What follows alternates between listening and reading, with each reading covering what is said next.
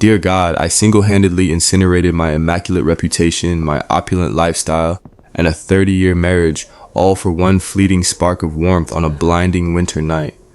Looking back at the smoldering ruins of my life, I realized that the freezing temperature of that historic blizzard was nothing compared to the glacial chill that had consumed my own home for decades. I lived in a breathtaking 7-bedroom stone estate nestled deep within the affluent, pine-lined suburbs of Connecticut. From the outside, it was the ultimate manifestation of the American dream, an architectural marvel boasting perfectly manicured lawns, a sweeping circular driveway, and towering windows that gleamed like diamonds in the afternoon sun. Inside, however, it was a beautifully decorated mausoleum. The baccarat crystal chandeliers cast fractured light over imported Italian marble floors that were always numbingly cold against my bare feet. Every surface was pristine, every velvet cushion meticulously arranged, creating an atmosphere so suffocatingly perfect that it felt entirely devoid of oxygen. The silence in that colossal house was deafening, a heavy, oppressive entity that pressed against my chest the moment my twin daughters packed up their lives and moved to the sun-drenched coast of California. They had taken the last remaining traces of vitality with them, leaving me entirely alone with the hollow echo of my own footsteps. I had spent my entire adult life molding myself into the flawless suburban mother, orchestrating PTA bake sales, managing elite country club galas, and chauffeuring children in a pristine SUV. Without them, I was suddenly stripped of my primary function, wandering the endless corridors like an unpaid curator in a museum no one ever visited. In the corner of the formal living room sat an antique ebony Steinway grand piano, its polished surface gathering invisible dust. It was a haunting monument to the woman I used to be. At 22, I was a fiercely ambitious, Juilliard-trained pianist playing Chopin with a raw, burning passion that commanded the attention of entire concert halls. But I had willingly amputated that part of my soul, trading the unpredictable thrill of the stage for the gilded security of becoming a prominent doctor's wife. I traded standing ovations for polite golf claps at charity dinners, folding my dreams away like out-of-season cashmere until I entirely forgot what my own passions felt like. My husband, Dr. Harrison, was a titan in his field. As one of the most revered cardiologists on the East Coast, he spent his waking hours repairing the broken hearts of wealthy socialites and powerful politicians. Yet, he was pathologically blind to the fact that his own wife's heart had been slowly starving to death right in front of him. Harrison was a man constructed entirely of ego and icy ambition, a textbook narcissist who viewed me not as a partner, but as a high-end acquisition. I was an elegant, well-behaved piece of decorative furniture, essential only for maintaining the pristine optics of his highly successful life. Our marriage had not ended in a fiery explosion of betrayal or bitter shouting matches. It had simply eroded into a landscape of polite, chilling indifference. He never raised his voice, but he never truly looked at me either. Our interactions had devolved into sterile logistical transactions, usually relayed through his clinical assistants who would call to instruct me on how many guests to expect at his upcoming medical fundraisers. I would sit across from him at our vast mahogany dining table, watching his eyes dart across medical journals, entirely invisible to the man I had sworn my life to. I was 56 years old, trapped in a golden cage of my own making, terrified by the paralyzing realization that I might have to survive another 20 years existing merely as an elegant fading shadow. The agonizingly predictable rhythm of my fading life was abruptly derailed the second week of November, when the sharp, earthy scent of raw timber and linseed oil began to overpower the sterile lemon-scented polish that usually suffocated my home. Wyatt arrived on a freezing Tuesday morning, plunging into my silent world like a heavy stone thrown into a stagnant pond. He was a 33-year-old artisan carpenter, a Mastar restorer hired by Harrison's clinical assistant to breathe life back into the libraries. Towering mahogany bookshelves and its massive, crumbling stone fireplace just in time for our annual Christmas medical gala. He was entirely incongruous with the manicured, bloodless world I inhabited, where the men in my husband's elite circle were polished, loud, and perpetually draped in expensive, lint-free cashmere. Wyatt was violently quiet and undeniably raw. He wore faded flannel shirts rolled up to his elbows. His hands were heavily calloused from years of honest labor, and his heavy work boots left faint, unapologetic trails of sawdust across the pristine marble floors I spent hours obsessing over. Yet, beneath that rough blue-collar exterior lay an artistic sensitivity that completely disarmed me. He did not treat the antique wood as merely an object to be hastily repaired or replaced. He touched the intricately carved panels with a profound reverence, his strong fingers tracing the grain with a tenderness that inexplicably made my breath catch in my throat. For the first few days, I treated him as I did all the hired help, with a polite, invisible, and insurmountable distance. I retreated to the upper floors of the sprawling estate, swathing myself in the conservative, high-necked wool sweaters favored by the country club wives, utterly terrified that any proximity might betray the sudden, violent fluttering awakening in my chest. But my house was no longer an empty, echoing tomb. It was suddenly alive with the rhythmic, steady rasp of his sander and the deep, resonant thud of his mallet. I found myself lingering like a ghost at the top of the sweeping, curved staircase, completely mesmerized by the hypnotic grace of his movements. I would watch, hidden in the shadows, as the muscles in his forearms flexed and strained, coaxing warmth and beauty back into the dead, forgotten wood, desperately wishing someone would do the exact same thing to me. The true, irreversible unraveling of my sanity, however, began on a Thursday afternoon, when I mistakenly assumed he had packed up his truck and left for the day. Believing the massive house was entirely mine, I slipped into the formal living room, my fingers trembling slightly as I lifted the heavy fallboard of the antique ebony Steinway. I hadn't genuinely played in years, not since the girls left for college, but the suffocating loneliness of the afternoon had become too crushing to bear in silence. I closed my eyes, letting my hands fall heavily onto the keys, pouring 30 years of suppressed grief, abandoned ambitions, and silent midnight weeping into a tempestuous, heart-wrenching Chopin nocturne. I played with a ferocious, desperate violence, letting the heavy, suffocating weight in my chest temporarily fracture and dissolve into the haunting, beautiful melody. When I finally struck the final, devastating chord and opened my eyes, my heart nearly stopped dead in my chest. Wyatt was standing in the arched doorway of the library, completely motionless, his strong hands heavily dusted in pale wood shavings. He wasn't looking at me with the polite, patronizing indulgence Harrison reserved for my little housewife hobbies. His dark, intense eyes were wide with a mixture of raw awe and profound, aching sorrow, as if he had just stood witness to me bleeding out onto the ivory keys. He didn't offer a polite golf clap, nor did he utter an empty, shallow compliment. He simply looked at me, truly, deeply, and piercingly looked into the very core of my being, and in that heavy, electrically charged silence, a devastating, unspoken understanding passed between us. He recognized the tragedy of a caged bird who had entirely forgotten the sky.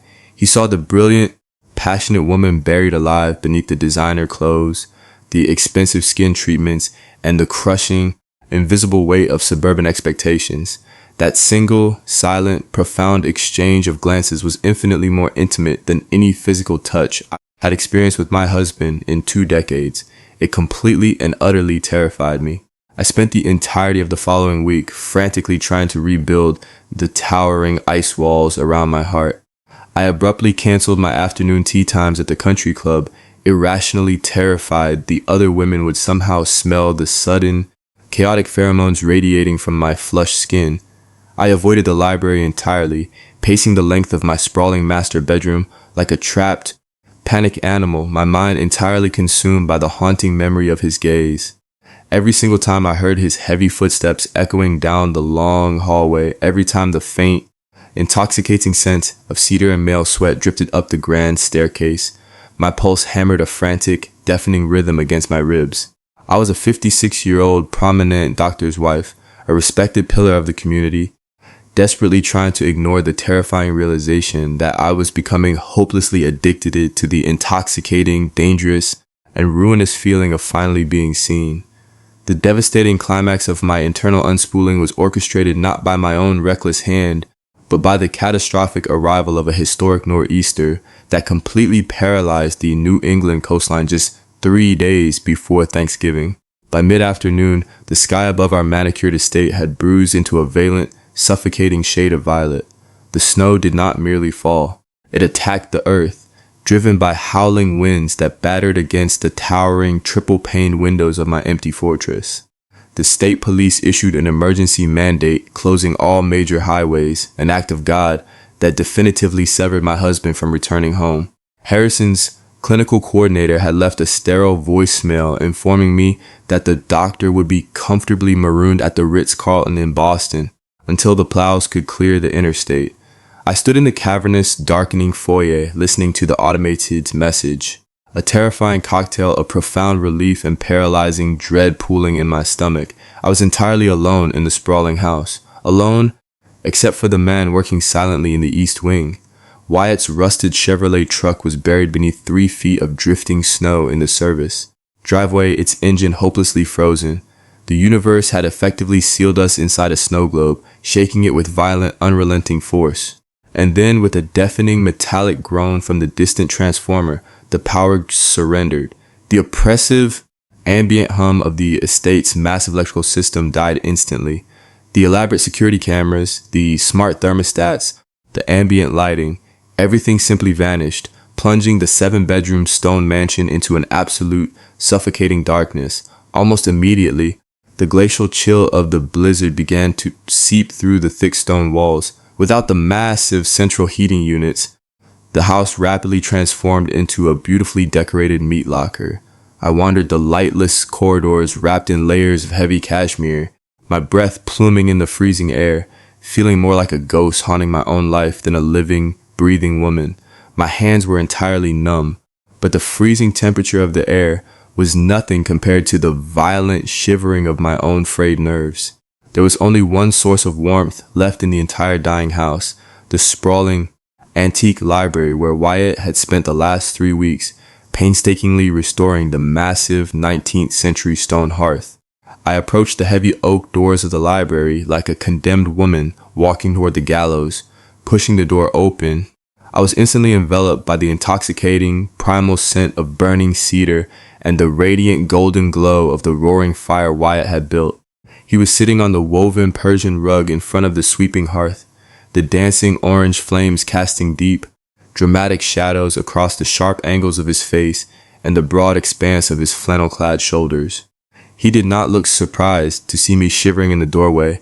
He merely slid a heavy crystal tumbler of amber bourbon across the low mahogany table, a silent invitation to step out of freezing dark and into the light. I sank onto the rug beside him, the physical proximity sending a violent electric shockwave through my frozen limbs. We sat in an agonizing, heavy silence, the only sound, the furious howling of the blizzard tearing at stone turrets outside, and the hypnotic, hungry crackle of the burning wood. The heat radiating from the fire was intense, but it paled in comparison to the scorching heat radiating from his body mere inches from mine. The dam that had held back 30 years of my life did not break with a dramatic confession or a theatrical declaration. It simply dissolved under the weight of his steady, burning gaze. When his calloused, sawdust-dusted fingers finally reached out to brush a trembling strand of hair from my cheek, the polite, perfectly constructed facade of Dr. Harrison's flawless wife instantly shattered into a million irreparable pieces. His touch was a devastating mixture of rough strength and agonizing tenderness, a profound contrast to the sterile, calculated world I had been imprisoned within. I leaned into his palm, a muffled, wretched sob tearing from my throat as years of chronic starvation, profound neglect, and suffocating loneliness violently purged themselves from my body. In the flickering, chaotic light of the fire, surrounded by towering walls of unread books and the raging whiteout of the storm, every single suburban moral code, every country club expectation, and every vow of marital fidelity I had ever taken was incinerated. There was nothing gentle or refined about the way we collided. It was a desperate, feral reclamation of my own deadened flesh. I shed the expensive cashmere layers, shedding the restrictive, suffocating armor of my upper-class existence, desperate to feel the heavy, grounding weight of a man who actually desired me. He worshipped the body my husband had treated with clinical indifference, his hands mapping the forgotten curves of my skin with the fierce, passionate reverence of an artist discovering a masterpiece. The storm raging outside the frosted glass was entirely eclipsed by the blinding, consuming tempest within that room. In the heart of that freezing, disconnected night, stripped of my title, my wealth, and my perfectly curated reputation, I finally felt the agonizing, magnificent, and utterly ruinous sensation of being completely and terrifyingly alive. The blizzard finally broke on a blindingly bright Saturday morning, leaving behind a sanitized, glittering landscape of pristine white snow that mocked the profound moral devastation inside my home. The power grid flickered back to life with a sterile electronic hum, and with it, the suffocating reality of my existence abruptly resumed. Harrison returned from his stranded hotel in Boston later that afternoon, his expensive leather Oxfords leaving perfectly measured, unhesitating tracks in the freshly plowed circular driveway. He barely acknowledged the miraculously restored library, offering only a curt, clinical nod of approval toward the fireplace before retreating to his mahogany-paneled study to answer emails. But the woman silently pouring his evening scotch was fundamentally and irrevocably altered. Underneath my high-collared, conservative cashmere sweater, my skin still hummed with the phantom, electrifying weight of Wyatt's callous hands. I had finally tasted the intoxicating, long-forgotten nectar of being genuinely desired, and like a starving animal exposed to fresh meat, that single taste had instantly transformed into a ravenous, uncontrollable addiction. With the restoration work completed, Wyatt's battered truck no longer sat idling in our service driveway, but his absence only amplified my desperation. I immediately began constructing an elaborate, terrifying labyrinth of deceit to feed my newfound craving. The impeccably organized calendar that had dictated my life for decades. Charity, hospital board meetings, doubles tennis at the country club, afternoon teas with the neighborhood wives was ruthlessly and systematically dismantled. I claimed to have developed a sudden, obsessive passion for sourcing antique textiles, using it as a flimsy, transparent alibi to drive my silver Mercedes to the dilapidated, industrial outskirts of the neighboring town. Wyatt rented a drafty, uninsulated garage there, a space coated in a permanent layer of sawdust and smelling sharply of varnish and raw timber. In that freezing, cavernous workshop, entirely stripped of my suburban dignity and upper-class pretenses, I traded my flawless reputation for stolen, desperate hours of violent passion on a makeshift mattress. However, a secret that volatile cannot be contained indefinitely, especially not in a wealthy Connecticut enclave where extreme boredom breeds intense, microscopic scrutiny. The crushing paranoia soon began to rot my nerves from the inside out, turning my own mind into a prison. I became painfully, obsessively aware of the lingering scent of cedar wood and cheap, commercial bar soap clinging to my skin, scrubbing myself raw in the imported marble shower every afternoon before Harrison returned from the hospital. Despite my caution, I started making reckless amateur mistakes born of pure emotional exhaustion.